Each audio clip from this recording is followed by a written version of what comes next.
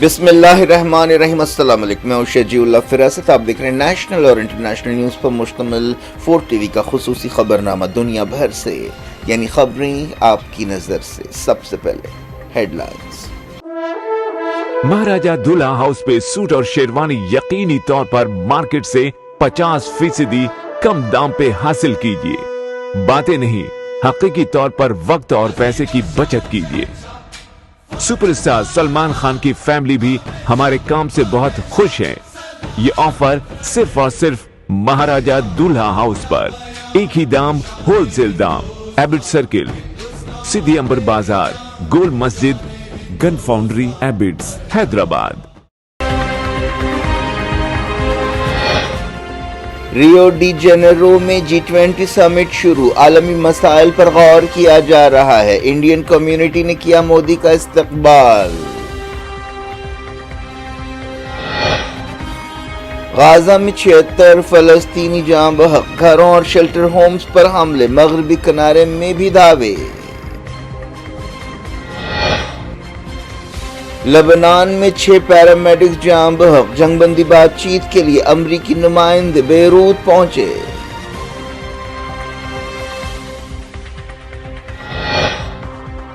Ukraine long range امریکی missiles کے ذریعے رشیا میں حملے کرے گا، بائیڈن نے منظوری دے دی۔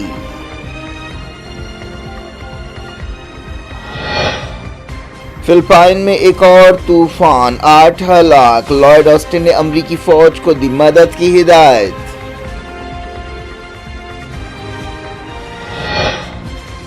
منی پور میں تازہ ہلاکتیں، احتجاجیوں اور حفاظتی دستوں میں جھڑپ، مرکزی فورسز بھیج دی گئیں۔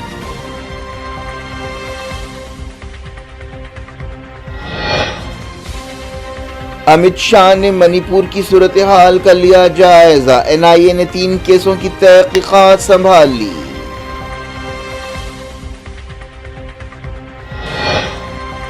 جھارکھنڈ کے دوسرے مرحلے اور مہاراشٹر اسمبلی الیکشنز کے لیے کیمپین ختم، 20 نومبر کو ووٹ ڈالے جائیں گے، 23 کو نتیجہ۔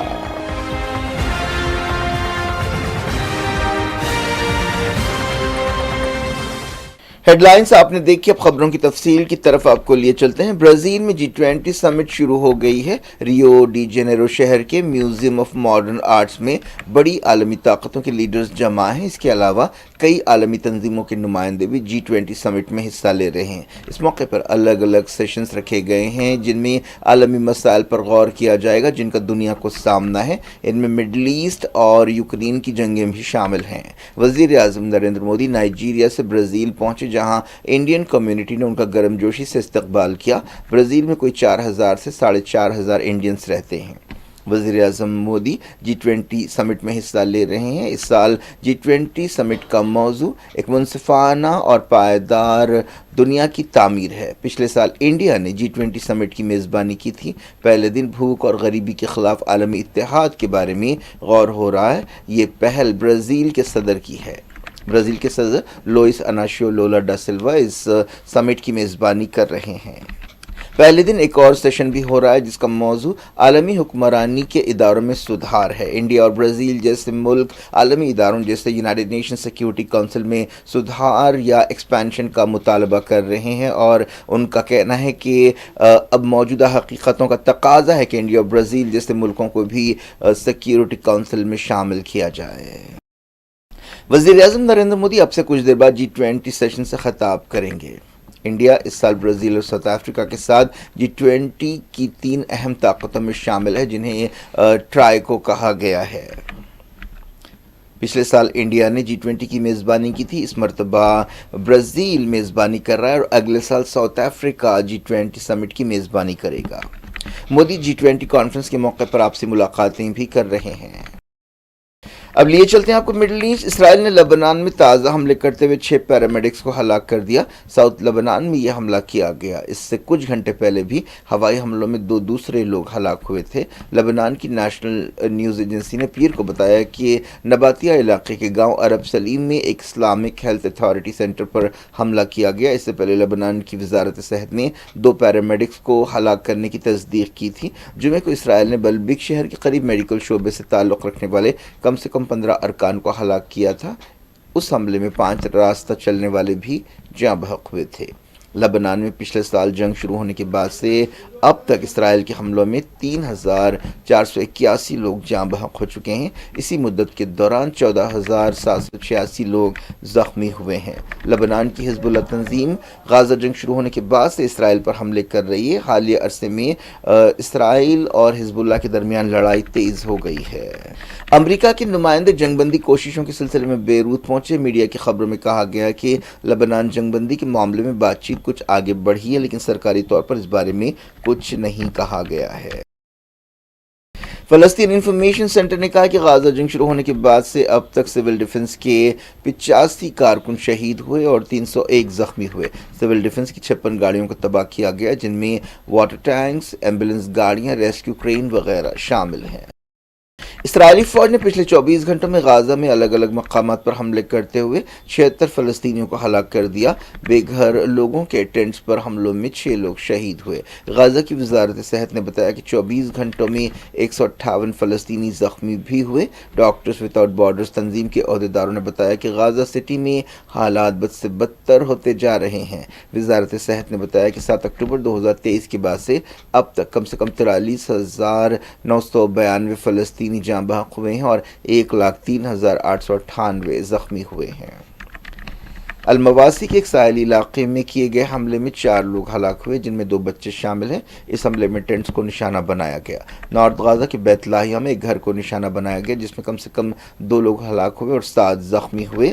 نارتھ غازہ میں اسرائیل 1 مہینے سے آپریشن کر رہا ہے، خاص طور پر بیت لاہیہ بری طرح متاثر ہوا ہے۔ ایک دن پہلے خبر آئی تھی کہ بیت لاہیہ میں حملوں میں 72 فلسطینی شہید ہوئے۔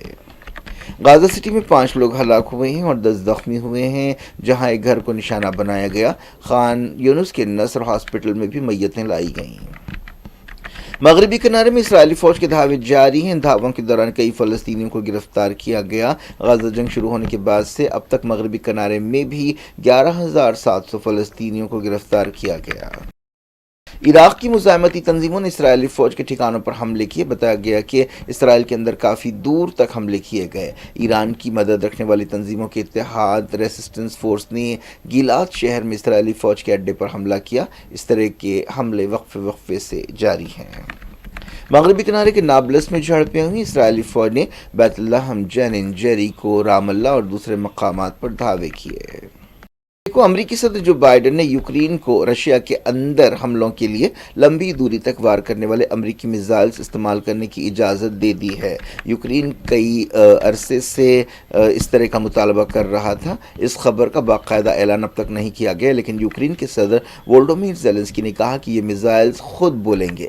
رشیا نے کہا ہے کہ بائیڈن جلتی پر تیل چھڑک رہے ہیں۔ اگر یوکرین یہ ہتھیار استعمال کرتا ہے تو اس سے جنگ میں تیزی آ سکتی ہے۔ یہ سب کچھ ایک ایسے وقت ہو رہا ہے جب جلد ہی امریکہ میں ڈونلڈ ٹرمپ صدر بننے والے ہیں۔ ایسا سمجھا جا رہا ہے کہ ٹرمپ یوکرین جنگ ختم کرانے کی کوشش کریں گے اور وہ یوکرین کو اندھا دھند مدد دینے کے بھی خلاف ہیں۔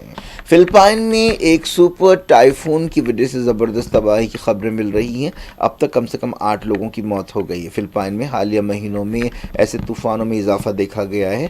امدادی تنظیمیں ریسکیو آپریشنز میں مصروف ہیں۔ باہر کے ملک بھی فلپائن کی مدد کر رہے ہیں۔ امریکہ کے وزیر دفاع لائیڈ آسٹن نے جو خطے کا دورہ کر رہے ہیں، امریکی فوجوں کو ہدایت دی ہے کہ وہ سپر سائیکلون سے نمٹنے میں فلپائن کی مدد کریں۔ پچھلے مہینے ہی 2 طوفانوں میں کم سے کم 162 لوگ ہلاک ہوئے تھے۔ 22 لوگ اب بھی لاپتہ ہیں۔ پاکستان مسلم لیگ نواز کے صدر نواز شریف کے بیٹے حمزہ شریف کو لندن ہائی کورٹ نے دیوالیہ یعنی بینکرپٹ قرار دیا ہے۔ ان کے خلاف برطانیہ میں ٹیکس چوری کے الزامات ہیں۔ مہاراشٹر کے اسمبلی الیکشنز اور جھارکھنڈ میں اسمبلی الیکشنز کے دوسرے مرحلے کے لیے کیمپین ختم ہو گئی ہے۔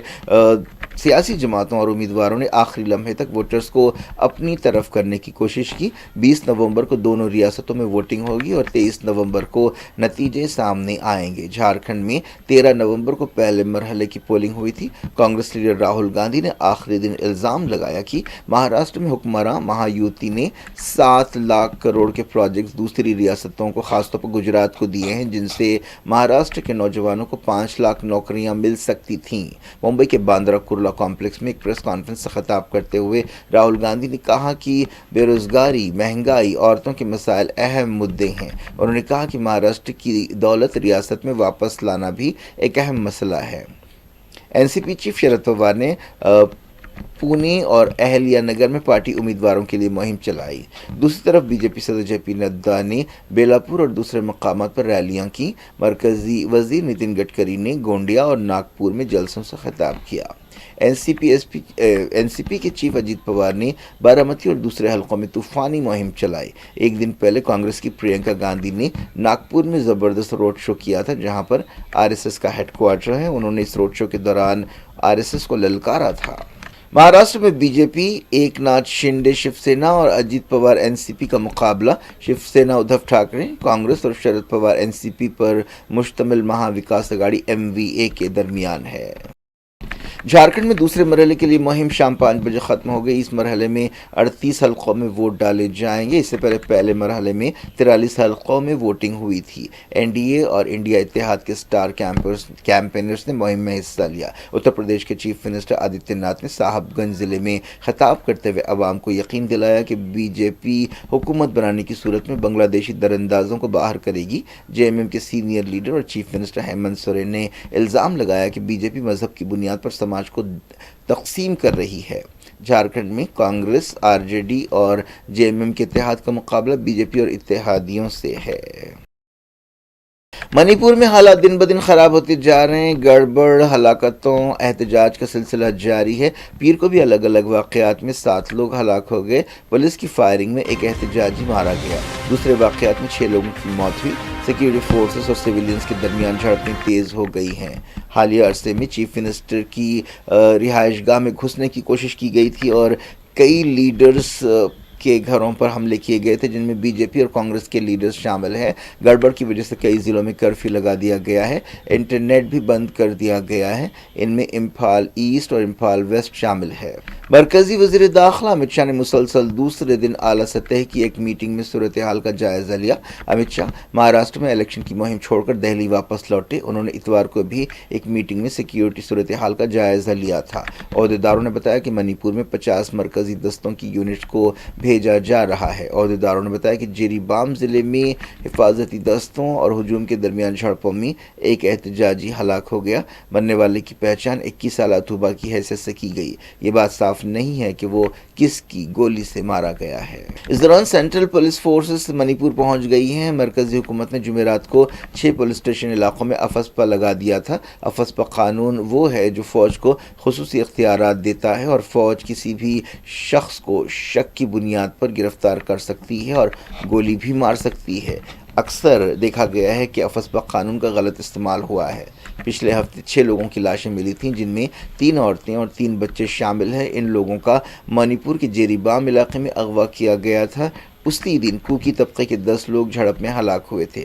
منی پور میں پچھلے سال میں سے نسلی تشدد ہو رہا ہے۔ یہ جھڑپیں عیسائی آبادی والے کوکیوں اور ہندو آبادی والے میٹی طبقوں کے بیچ ہو رہی ہے۔ سی آر پی ایف کے علاوہ بی ایس ایف کے دستے بھی بھیج دیے گئے ہیں۔ اس دوران این آئی اے نے منی پور وائلنس کے 3 کیسوں کی تحقیقات سنبھال لی ہے۔ اس دوران منی پور میں حکومت کو اس وقت ایک دھکا لگا جب بی جے پی کی ایک اتحادی این پی پی نے تائید واپس لینے کا اعلان کیا۔ کیا کچھ ہو رہا ہے آپ کی دنیا میں؟ آخر میں ہیڈ لائنز دنیا بھر سے ایک بار پھر دیکھتے ہیں۔ महाराजा दूल्हा हाउस पे सूट और शेरवानी यकीनी तौर पर मार्केट से 50% कम दाम पे हासिल कीजिए। बातें नहीं, हकीकी तौर पर वक्त और पैसे की बचत कीजिए। सुपरस्टार सलमान खान की फैमिली भी हमारे काम से बहुत खुश है। ये ऑफर सिर्फ और सिर्फ महाराजा दूल्हा हाउस पर। एक ही दाम, होलसेल दाम। एबिट सर्किल, सिद्धि अंबर बाजार, गोल मस्जिद, gun foundry, Abids, Hyderabad. Rio de Janeiro में G20 समिट शुरू। आलमी मसाइल पर गौर किया जा रहा है। इंडियन कम्युनिटी ने किया मोदी का इस्तकबाल। गाजा में 76 फलस्तीनी जाँ बहक। घरों और शेल्टर होम्स पर हमले। मगरबी किनारे में भी दावे। لبنان میں 6 پیرامیڈکس جاں بحق، جنگ بندی بات چیت کے لیے امریکی نمائندے بیروت پہنچے۔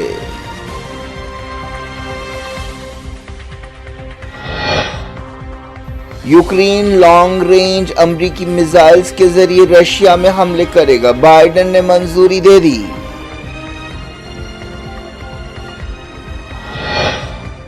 فلپائن میں ایک اور طوفان، 8 ہلاک، لائیڈ آسٹن نے امریکی فوج کو دی مدد کی ہدایت۔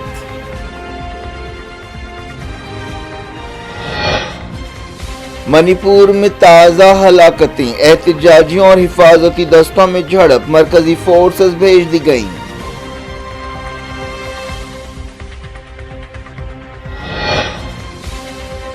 امت شاہ نے منی پور کی صورتحال کا لیا جائزہ، NIA نے 3 کیسوں کی تحقیقات سنبھال لی۔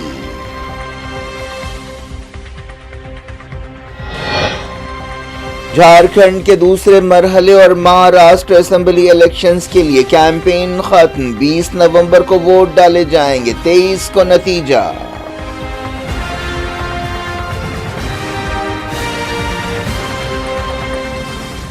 یہ تھی آج کی خبریں، شجول افراسب کو دیں اجازت اور اپنا بے حد خیال رکھیں۔ اللہ حافظ۔